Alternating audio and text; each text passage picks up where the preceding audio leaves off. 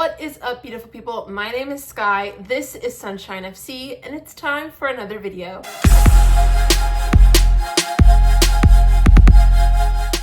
What's up, you guys? I hope you're doing well. I'm excited to be here with another video in this series entitled Welcome to United, because as you know, over the weekend we added 2 new players to our roster for the upcoming season. I wanted to make this video now because as this posts, I think medicals could be booked and it could actually be like official that these 2 players are here. And if that's the case, I just wanted to have this video out because I want to be able to talk about these 2 players and what I think they can bring to the table and what could be some potential risks. Can I just say that hour before the Community Shield match was something I don't think I'll ever forget. As you know, we've been pretty quiet in the transfer window since signing Lenny Euro and Joshua Zirkzee. And as a United fan, I'm not gonna lie, I was a little bit nervous, especially because Euro was hurt. Our defensive depth is in shambles. We need a midfielder.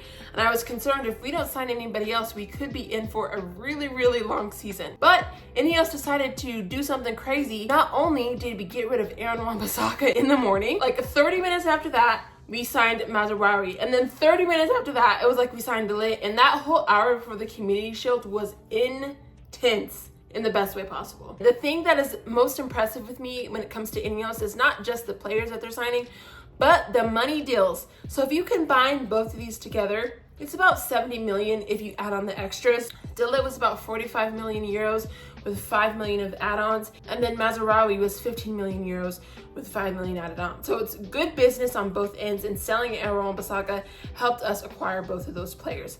And those contracts, both of them are 5 years with 1 add-on. So I have to say, on top of like signings I think that could help our style of play, they're good business, and to me that is the most important thing. Now I have to be honest, I haven't been like a scout of Bayern Munich.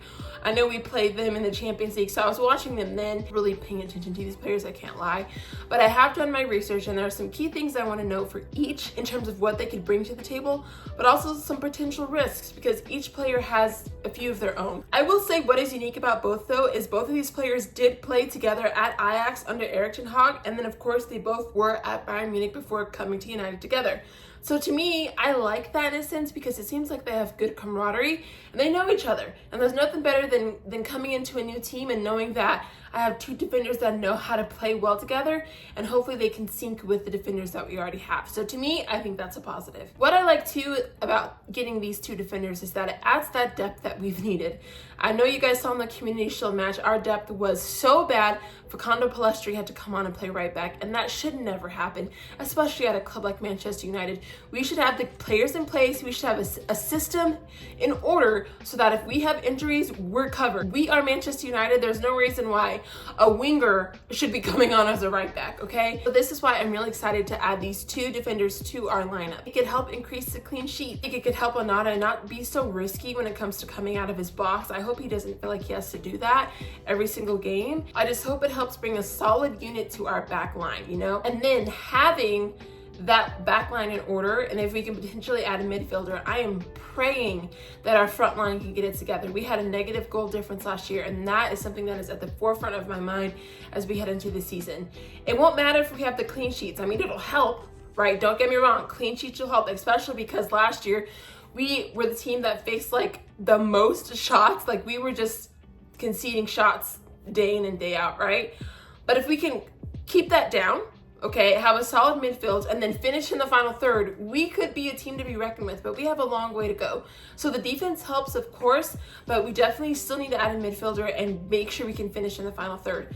Enough of that though, we're gonna get into each of these players and what I think the potential risks and the positives are for them joining our squad. For Mazaroui, the main thing that I'm hearing and that I've seen upon my research is that the best thing about him is that he's flexible, right? He can play both right back and left back, and I think that's huge. I think being able to know that we can have him at a high caliber, if he stays healthy, on either side of that line is going to be key and can help us for sure. On top of it, he's very good at pressuring the ball, and I think that is something that could help us, and a style that Erik ten Hag likes to play when we have a style, right? So I think those are 2 things that are positives.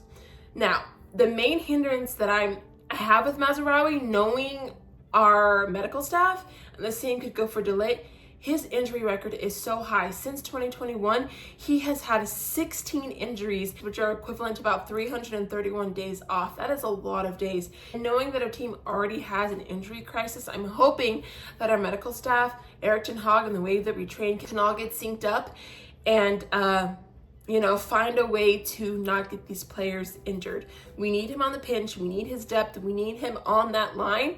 And even if he's just a body to come on and sub, I'm okay with that. He seems to me like he can be a very solid body for us when it comes to our defense. He's not as solid one-on-one defending as Aaron Wan-Bissaka. Aaron Wan-Bissaka was that guy when it came to one-on-one defending. He's fast, right? He can recover well. Though Mazaroui isn't maybe on that level fully, especially when it comes to one-on-one defending, I think that's okay if we have, Lisandro Martinez and De Ligt as a center back partnership. Now, De Ligt isn't as fast as Lisandro, or he isn't as fast in general, but he's fast in short spaces and he's smart. And I'll get into that in a second, but I think Mazaroui still can come in and do and provide what we need in the defensive line. And yes, the injuries are a risk, but I think of the price that we got him for, I'm okay with that risk. And again, I don't think Mazaroui is going to come in and start for us. So even just coming on and getting a solid, 30, 20 minutes, I'm okay with it. And again, we need that depth, but it's not just having depth, it's having the quality of depth. And I think from what I've seen and what I've seen and heard from Mazaroui, he brings that. So I'm looking forward to seeing him play in United jersey. Then with De Ligt, we have someone coming in that could potentially be another amazing partnership with Lisandro Martinez. And again, there are positives, but there also are risks, as there is with everything in life, right? Positives with De Ligt is that he's a progressive passer, which is great. I think that will help us. Again, I think having that will keep Onana calm. I don't need Onana coming out all the way to midfield, okay? Stay in your box. I think having that aggression from De Ligt could help Onana not be as crazy when it comes to staying in his box, right? Because De Ligt will be there to provide that, which is something that Onana doesn't need to be doing. On top of it, he's not that quick. A lot of people compare him to Harry Maguire, which I don't think is very fair, but he is quick in short spaces. And I think that's key because even though he may not be able to cover well and he's not fast in terms of like a longevity of pace, he's smart like Lisandro, right? And I think Lisandro, what he lacks in height, he has in pace and his IQ. You necessarily can't teach some things when it comes to being a quality athlete. Some things just come naturally, and De Ligt has that natural IQ when it comes to being in that box, which is something Varane had. I'm not saying he's at Varane's level, but he is class, okay? And I think that having that box defending, having that awareness of where offensive players are, where passes are going to be, and then reading Lisandro, I think we're going to be fine. And I'm really excited to see these two play together. Whereas Mazaroui might come off the bench, I think De Ligt could start and should start. On top of it all though, the thing that I'm really, really looking forward to is his leadership. There were clips of him interacting with Bayern Munich fans. There were clips of him just being passionate and uplifting to the players on the pitch. And I love that, especially because we had that with Varane. I wanted somebody to come in and do that with Lisandro because Varane brought that out of Lisandro. So if De Ligt could come in, even though he's young, and bring that leadership, which he has. He was the youngest captain of a Champions League match. Like, he is just a natural leader. And to me, you can't buy that stuff.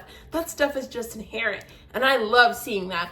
So on top of all of that, his leadership capabilities, his willingness to work hard and do the dirty work are intangibles that I want at my club. And so I'm really looking forward to that. Outside of that, besides being a little bit slow, right? I would say he was injured a bit last year with his knee. I know he had a shoulder injury at one point. His injuries aren't that much of a concern compared to Mazaroui. But again, my main concern is our medical staff and the way we train. I don't want that to potentially get De Ligt in a situation where he's hurt and then we have an injury crisis all over again. Because the Euro's already out, Lisandro gets hurt, Mazaroui gets hurt, De Ligt gets hurt. It is last year all over again, and I don't want that at all. So hopefully things will be fine, bodies are healthy, we can get these players stable and playing for the duration of the season. All in all, De Ligt and Mazaroui, I am so excited to have you at Manchester United. I can't wait to see the way you guys perform this year and see how our backline just improves because you both are here. Though we have a lot of improvement, Reds, I think adding these two players to our squad is going to be amazing. In the past couple of years, it's been hard because the people that we've brought in haven't necessarily performed the way that we initially have thought. And I just feel like the people that we're getting right now, it's going to turn around and we're going to see people have solid, amazing careers that they can look back on and be like, wow, I had an amazing time at Manchester United. And that's all that you want for people that come to your squad.